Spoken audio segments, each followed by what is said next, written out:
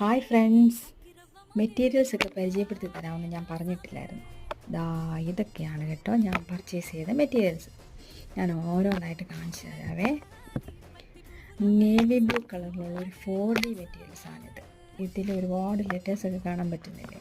ഇത് 4D ആയതുകൊണ്ടാണ് കേട്ടോ ഇതിലെ ലെറ്റേഴ്സൊക്കെ ഇങ്ങനെ ഇച്ചിരി പൊങ്ങി നിൽക്കുന്ന പോലെയൊക്കെ തോന്നുന്നത്. നല്ല ഭംഗിയുള്ള മെറ്റീരിയൽസാണ്. ഈ ലെറ്റേഴ്സൊന്നും പ്രിൻറ്റ് ചെയ്തിട്ടുള്ളതല്ല കേട്ടോ. അടുത്തത് കോഫി ബ്രൗൺ കളറിലുള്ള ഒരു 4-way ലൈക്ര മെറ്റീരിയൽസാണ് കേട്ടോ ഇത്. ഇതിൻ്റെ പ്രത്യേകത എന്താണെന്ന് വെച്ചാൽ ഇതെല്ലാ സൈഡിലോട്ടും സ്ട്രെച്ച് ചെയ്യാൻ പറ്റും. നല്ല തിക്നെസ് ഉള്ള മെറ്റീരിയൽസാണ്. നല്ല ഭംഗിയാണ് കാണാൻ, നല്ല ഷൈനിങ് ഉണ്ട് ഇതിന്.